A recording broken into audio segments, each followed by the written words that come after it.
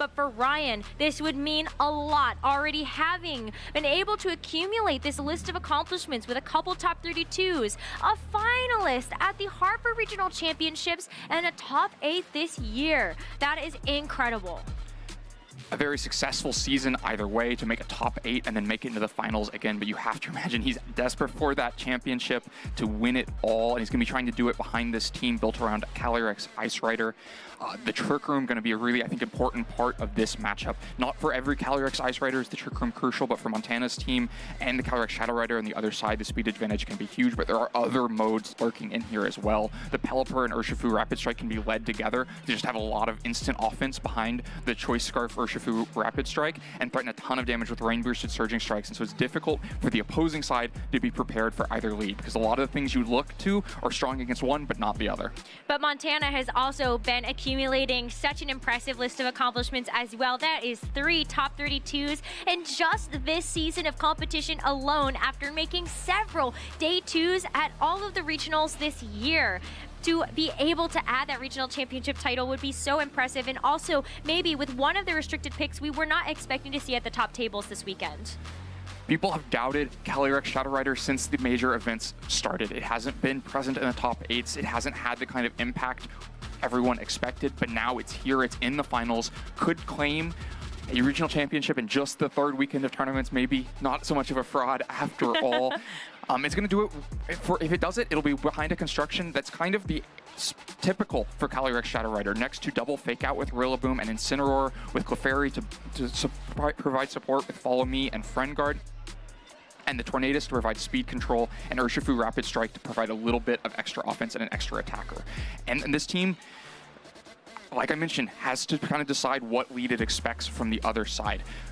If the Trick Room goes up kind of uncontested, it can be difficult to deal with something like a Pelipper plus Calyrex per offense inside of Trick Room. But if you try too hard, you lead too much to just make sure that it's not the Calyrex on the other side getting Trick Room that can be vulnerable to the rain, the full rain lead from Pelipper and Urshifu. Wouldn't be surprised to see a little bit of hedged bets from both sides, something like Urshifu plus Calyrex Shadow Rider, but no, just the Incineroar and the Shadow Rider up against the Raging Bolt and Calyrex Ice Rider on Ryan's side. Well, as we enter into the grand finals of the LA Regional Championships, both of our trainers are going to lead with their single restricted right away. The Shadow Rider Calyrex X, the Incineroar, and the Raging Bolt, and Ice Rider Calyrex here for Ryan. This isn't an Assault Vest Raging Bolt, there is no Snarl, so a little bit more vulnerable to Astral Barrage and not going to be able to disrupt the Calyrex Shadow Rider on the other side quite as much. Of course, the Calyrex Ice Rider has to be fearful of Astral Barrage plus knockoff, probably enough damage to pick up a KO. Wouldn't be surprised to see a very quick Terastallization here to keep the Calyrex Ice Rider safe, but also Calyrex Ice Rider can just protect itself like Raging Bolt, try to deal with these two Pokemon for a couple of turns since the Fake Out could be coming in anyway. Yeah, and it's not too bad to maybe just try to go for that Terastallization anyway. I think it's really tough when you're taking a look at the Calyrex, though. It's like, well, I would love to be able to just make sure I can set up the Trick Room, but I think you're in a position now, just try to get a little bit more damage, don't you think? Trying to get as much damage as possible, never a bad idea. Either player could just take decisive KOs on this turn. This is a volatile position. It's not just some safe, diffuse, passive position, and it's the Raging Bolt actually going for the Electric Terastallization, trying to amplify its damage and look for big KOs. This has been a very, very fast meta as Regulation G has developed, as we do see this Fake Out into the Ice Rider Calyrex. It provides an opening here for the Shadow Rider Calyrex on Montana's side to go for a big nasty plot to increase its special attack, but the Raging Bolt not only getting a boost from the booster energy, but also being able to get that Thunderbolt is going to do some huge damage into that Calyrex before it gets a chance to attack on this next turn.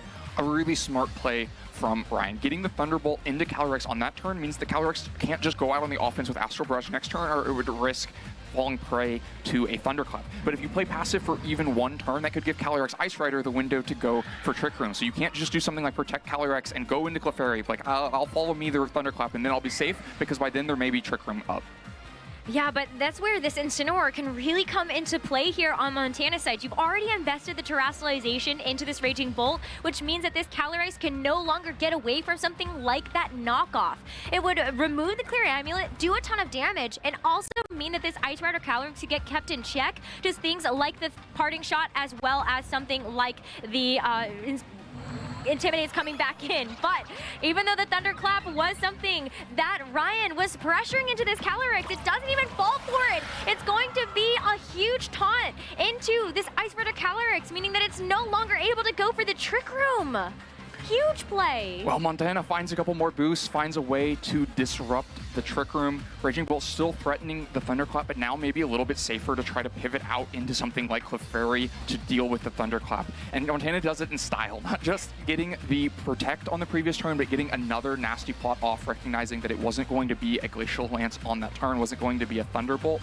And so now Calyrex Shadow Rider so threatening at +4 special attack. Incineroar weaving in Taunt at just the right moment, now able to have Calyrex Shadow Rider protect itself, and Incineroar should be able to get off the field after maybe taking a giant Thunderbolt. Yeah, I mean, the Thunderbolt is definitely still going to be a problem because that is still like a double stab. You got the parting shot, though, into this Raging Bolt to lower its special attack just a little bit, but here's that pivot you were talking about to get something else a little bit better alongside that Shadow Rider Calyrex. You have to imagine it's the Clefairy coming in. That'll be the thing that disrupts the Thunderclap. And with just a Glacial Lance coming in this turn, Clefairy's not threatened with a KO here. And that opens up the massive offense. Playing with a Calyrex Shadow Rider team, it's all about finding these windows for big offense, and Montana has created one. With Clefairy taking the Glacial Lance and only taking 50%. It can now follow me to prevent a Thunderclap and +4 Astral Barrage both of these Pokemon. That should be enough damage to threaten a KO into both of them. That's a terrifying position to be in if you're Ryan. It's not easy to switch into. We can see what Pokemon he has in the back. The Pelipper could come in and survive with a Focus Sash, but something's going to have to stay vulnerable here. Calyrex can't protect itself because of the taunt, and so it's the thing that goes out into Pelipper and saves the Calyrex Ice Rider for later on in the game. Yeah, it gives you an opportunity to maybe get the speeds back in your favor, especially knowing that Trick Room would help to turn the tides for you with that speed control, but Clefairy going for the follow me here, just playing it safe, and this poor Pelipper. At least the Focus Sash will also deny something else really important. Outside of the KO, it's also going to deny that Grenade boost to give the Shadow Rider Calyrex even more oomph. Really critical for Pelipper to survive and actually be on the field as well, because now it's threatening a Wide Guard. This is a really difficult decision for Montana. If you just follow me in Astral Barrage while getting Wide Guarded, then that Raging Bolt can just Thunderbolt and take Clefairy off the field and reopen the opportunity for Thunderclap. And if you try to expect the Wide Guard and just have Pelipper go on the offense, you could actually just lose both Pokemon on this turn. So I think a really difficult position, a really tricky moment that could decide this game one. This could be the kind of moment where a restricted Pokemon goes down or creates like an unsurmountable advantage. This is definitely a very difficult position to be in, especially when a metagame that is as fast as this means that the margins for error are so small. This Shadow Rider Calyrex is going to terrestrialize into the Fairy type, and maybe if it goes for something like the Draining Kiss, it's able to actually get a ton of HP back, especially when you know that this Pelipper has this Wide Guard available to protect your team. But Clefairy going for the follow me means we will have to wait just a couple more seconds to see what the Shadow Rider Calyrex decided to lock into, but it is the Draining Kiss, plays around the Wide Guard perfectly, landing that into the Raging Bolt, dealing a one-hit knockout, and getting all of that HP back. Just an incredible play. Montana finds the way through, correctly predicts the Wide Guard is coming out, doesn't fall for it, doesn't Astral Barrage these Pokemon. And Ryan thinks that means it'll create an opportunity for a Thunderbolt, maybe KO the Clefairy. But with the Fairy Terrestrialization and the +4 boost from the two nasty plots that Montana managed to find on turn 1 and 2, the Draining Kiss is actually a KO. Now the threat of Wide Guard is still here. This game is by no means over. The Wide Guard can be used to protect the Calyrex for a turn. If it's able to take a now +5 Draining Kiss, then it could try to get a Trick Room up and repivot the situation in Ryan's favor. Before the moment, the Calyrex Shadow Rider has +5 special attack and full health. That is absolutely wild, because it means it's going to be able to withstand hopefully one of these attacks. Especially knowing that, like, you do have this Ice Rider Calyrex that typically is on the bulkier side. You might not just be a one-hit knockout for it. With the Helping Hand coming through, it means there's no Wide Guard this turn, but did Montana call it correctly? Because this Shadow Rider Calyrex is going all out on the offensive with a Helping Hand from this Clefairy as well. And if it is not going to call the Wide Guard, it's still going to be a Draining Kiss, and that is going to be a lot of damage into this Calyrex. Basically a one-hit knockout. And And this is a huge amount of damage removed yet again here for Ryan, and that's a +6 Calyrex. You have to imagine Ryan just keeps not expecting quite the sheer damage output that Calyrex Shadow Rider is capable of. Picking up the basic one-hit KO onto Calyrex Ice Rider with the +5 Terra Fairy boosted, Helping Hand boosted, Draining Kiss, and just ending this game as Ryan concedes game 1. The horse is unstoppable. It is Draining Kissing everything, and Montana takes game 1. It was so tough in that endgame too because Clefairy just follow me's there, and then you're able to take a KO either onto the Urshifu or the Pelipper or both if you just call a wide guard not being there again. Wow, what a performance by Montana in this very first game, especially having to make some really difficult decisions. Putting the onus on Ryan almost to have to make those calls in these first couple of turns to try to carve out a different advantage. I think Montana did such an excellent job of navigating the maze of those first few turns. Finding the nasty plot on the first turn and then finding the nasty plot into Protect on the third turn set up the advantage for Montana. And then the Trick Room had been dealt with, the power had been boosted up for the Calyrex Shadow Rider, but there was still an obstacle in the way. One more turn in the maze, which was the wide guard. And Montana never once fell victim to it, always targeted correctly and landed the damage to pick up KOs with Draining Kiss and just keep the Calyrex Shadow Rider so healthy. And at that point, once it was back to full health and had Friend Guard supporting it, even something like the Helping Hand Glacial Lance, if it had landed, would not have been a KO. No, it definitely would not have. And even being able to play those mind games of, well, Clefairy doesn't just have Follow Me. It also has Helping Hand. I have never in a long time seen an Ice Rider Calyrex go down to just one attack.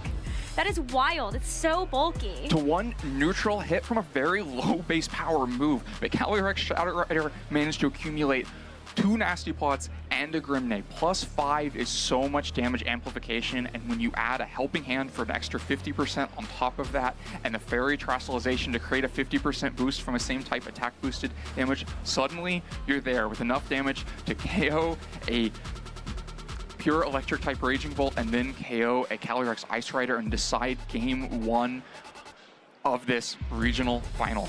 But game 1 is not all it takes. We're into game 2. Montana with the Calyrex Shadow Rider and Ensign led against the Calyrex Ice Rider and Raging Bolt for Ryan. Okay, so a run back for these leads for both of our trainers, but this turn 1 is gonna have to go a little bit differently for Ryan if he wants to keep himself in this fight, in this best of 3. If Montana wins it here, that's the regional championship for him. The game plan that Ryan brought of immediately electric terastallizing Raging Bolt and going for Thunderbolt into Calyrex Shadow Rider seemed really strong in the moment, but it trades a lot away. When you're forced to then leave the Calyrex Ice Rider in the Ice Psychic type for the rest of the game, it makes it a lot more difficult to play with, and ultimately that damage amplification from Raging Bolt didn't quite do enough because Montana found the way through. So you have to imagine Ryan's going to be thinking about different game plans or thinking of some spot, some turn in that sequence from last game where he feels like if I had just done the right thing here, I don't need to change it on the first turn, but if I do the right thing here or here, that goes differently. And so he's willing to run back the turn 1. It's possible that it maybe even that decision is just not going for the Thunderclap, something that Montana played around so beautifully on that second turn after getting that Shadow Rider Calyrex so low. So Ryan opts to invest in this Terastallization on the Raging Bolt once again. This Electric Terra going to help boost up these electric types even further as the fake out goes into this Ice Rider Calyrex. But this time around, Montana's just gonna go on the offense. It's just gonna be an Astral Barrage into both targets. That Ice Rider Calyrex barely able to hang on through all of that noise as the Thunderbolt in response is going to be enough to whittle it down once again. But this Ice Rider Calyrex, where's the staying power now if it's taking so much damage? You're exactly right. That's the substantial difference from game 1. With Calyrex this low, you don't have to find an avenue for an Astral Barrage. You don't have to try to taunt to disrupt Trick Room. Incineroar can finish off this KO. Anything but Clefairy can finish off this KO. Montana stays 1 turn ahead, says if you're not going to defensively Terastallize the Calyrex and you're just going to go out on the offense, I can match offense with offense. Of course, Calyrex does still have to watch out for a Thunderclap. Incineroar has to be careful to just attacking into protect and getting worn down itself by Thunderbolt or Thunderclap. Of course, Calyrex can also switch and create new positions for Montana to deal with, but so far on the surface, feels like a pretty strong turn for Montana, but one that sets up a different game where the Calyrex does not have so many boosts it's going to sweep through, instead just going to switch out and come back in at a later opportunity. Wow, well here's a little bit of a switch up as well. It's going to be the Rillaboom that's going to take that Shadow Rider Calyrex's place. A smart call to make when you are expecting that this Ice Rider Calyrex may want to protect itself in the face of danger, and it's also going to help with the Thunderclap as well, but the knockoff into the Ice Rider Calyrex, it's just not going to get a chance to move in this game number 2. It goes down. Montana builds on his lead from turn 1 with the exact right inputs into what Ryan decided in game 2. The Thunderclap is failed. Montana just safeguards the Calyrex Shadow Rider for the future, and the Calyrex Ice Rider stays on the field. It just ends up getting taken down by knockoff. And the Rillaboom looks so different in this matchup when the Calyrex Ice Rider is already down. Still has to watch out for Hurricane from Pelipper. There's still ways to quickly get rid of Rillaboom, but the biggest obstacle for it, which is just having to take a Glacial Lance at some point, has already been removed. And this Raging Bolt is pretty low itself, and with not a Dragon typing anymore, is going to be vulnerable to something like Woodhammer and just getting KO'd before it moves. Yeah, and I think you have to look at the Pelipper as well.